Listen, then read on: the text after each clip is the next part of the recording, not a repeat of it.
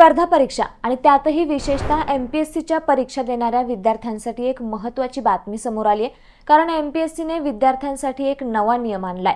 मात्र या नियमामुळे विद्यार्थ्यांना मदत होणार की त्यांची डोकेदुखी आणखी वाढणार यावर संभ्रम निर्माण झालाय। हा नियम काय, त्यावर विद्यार्थ्यांच्या प्रतिक्रिया काय, जाणून घेऊ सविस्तर। स्पर्धा परीक्षांमधील चुका, गोंधळ आणि वाद टाळण्यासाठी महाराष्ट्र लोकसेवा आयोग म्हणजेच एमपीएससीने मल्टिपल चॉईस क्वेश्चन्सच्या परीक्षांच्या उत्तरपत्रिकेत महत्त्वाचे बदल करण्याचा निर्णय घेतलाय। आतापर्यंत उत्तरपत्रिकेत उत्तरासाठी 4 पर्याय दिले जात होते, पण आता त्यात 5वा पर्याय देण्यात येणार आहे। अनेकदा उमेदवार एखादा प्रश्न संभ्रमामुळे सोडवत नाहीत आणि वर्तुळ कोरे सोडतात। मात्र या नव्या नियमानुसार जर उमेदवाराला प्रश्नाचं उत्तर द्यायचं नसेल तर त्याला 5वा पर्याय छायांकित करावा लागेल। जर 5 पैकी एकही वर्तुळ रंगवलं नाही तर त्या प्रश्नासाठी 25% किंवा 1/4 गुण वजा केले जातील। म्हणजेच प्रत्येक प्रश्नासाठी 5 पैकी 1 पर्याय निवडणे आता विद्यार्थ्यांसाठी अनिवार्य असेल। त्यामुळे आयोगाच्या नवीन नियमांनुसार उत्तरपत्रिका पूर्वीप्रमाणेच कार्बनलेस स्वरूपात 2 भागात असेल। भाग 1 केवळ उत्तरे नोंदवण्यासाठी असून भाग 2 मध्ये परीक्षेचे नाव, उमेदवाराचा बैठक क्रमांक, विषय सांकेतांक, प्रश्नपत्रिका क्रमांक तसेच उमेदवार व समवेक्षकाची स्वाक्षरी यासारखे तपशील नमूद करावे लागतील। परीक्षेनंतर मूळ उत्तरपत्रिका आयोगाकडे जमा करावी लागेल, तर दुय्यम प्रत उमेदवारांना सोबत नेता येईल।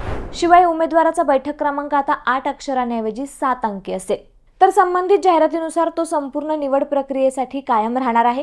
1 मार्च 2026 नंतर हे सर्व नियम या परीक्षांसाठी लागू होणार आहेत। यावर आयोगाने आपली भूमिका मांडली। त्यामध्ये ते म्हणाले की विविध भरती प्रक्रियांमध्ये काळानुसार बदल करण्याचे आयोगाचे धोरण आहे।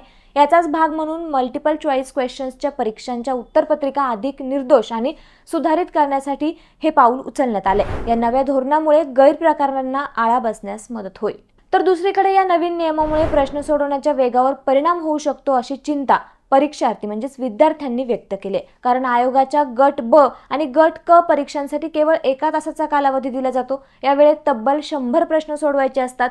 त्यात अनेक विद्यार्थ्यांचे केवळ 70 ते 80% प्रश्न सोडून होतात। बाकीच्या प्रश्नांकडे वळण्यास वेळच मिळत नाही। अशा परिस्थितीत 5वा पर्याय छायांकित करणे प्रत्यक्षात कसं शक्य आहे? वेळेच्या तणावामुळे आधीच अडचणीत असलेल्या उमेदवारांवर यामुळे अतिरिक्त दडपण येणार आहे। त्यामुळे हा निर्णय घेताना आयोगाने परीक्षेचा कालावधी, प्रश्नसंख्या आणि उमेदवारांवरील मानसिक ताण या सर्व बाबींचा सखोल विचार करणं गरजेचं होतं, असं म्हणणं यावर विद्यार्थ्यांनी मांडलंय। त्यामुळे मंडळी, एमपीएससीच्या या नव्या नियमांवर तुमचं काय म्हणणं आहे आम्हाला कमेंट करून नक्की कळवा आणि असेच नवनवीन माहितीपूर्ण व्हिडिओ पाहण्यासाठी लेट्सअप मराठीला नक्की फॉलो करा। धन्यवाद।